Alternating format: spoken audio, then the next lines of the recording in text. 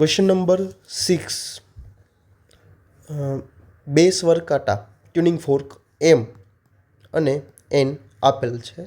મતલબ એમ જે છે એની ફ્રીક્વન્સી ફાઇન્ડ આઉટ કરવાની છે. એનની ફ્રીક્વન્સી જે છે આવૃત્તિ એ 588 હર્ટ્ઝ આપી છે. 588 હર્ટ્ઝ સાથે પ્રથમવાર ફર્સ્ટ ટાઈમ કે 5 સ્પંદ આપે છે એન ચીપીઓ. તો 588 પ્લસ 593 ઓર 588 માઇનસ 583 આ બે પોસિબિલિટી છે. મતલબ આન્સર જે છે એ આ આન્સર છે અથવા તો આ આન્સર છે.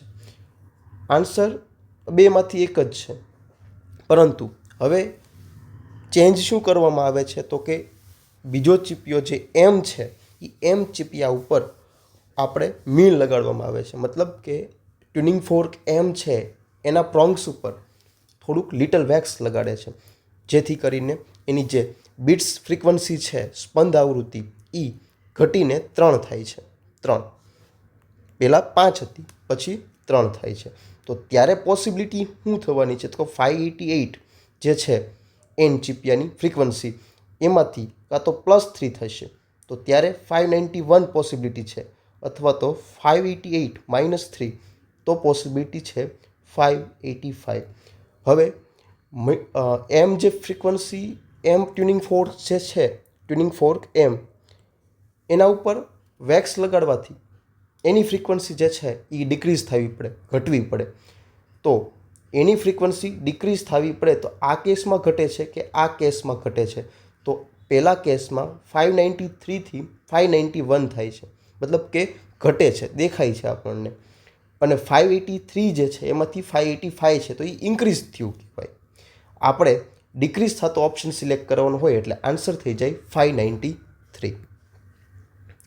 બીજી એક શોર્ટકટ મેથડ જે છે એનાથી પણ આ પ્રશ્ન જે છે એ સોલ્વ કરી શકાય એમ છે.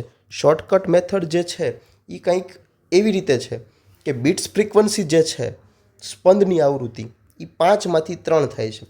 મતલબ કે સ્પંદની જે આવૃત્તિ છે સ્પંદ આવૃત્તિ એટલે બીટ્સ ફ્રીક્વન્સી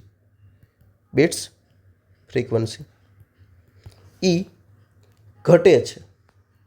પહેલાં 5 સ્પંદ મળતા હતા, પછી 3 સ્પંદ મળે છે, મતલબ કે સ્પંદ આવૃત્તિ ઘટે છે.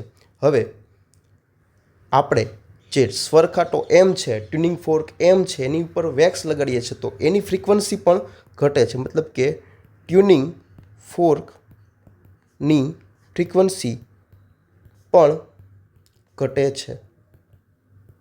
તો F is proportional to N થાય. મતલબ કે આ ઘટે છે તો આ પણ ઘટે છે. તો મોટો ઓપ્શન જે હોય ઓપ્શન બેમાંથી તે સિલેક્ટ કરવો. તો અહીંયા આપણે જોયું એમ F is proportional to N, તો મોટો ઓપ્શન 593 એન્ડ 583માં આ થાય. તો correct answer is 593. Done. Okay.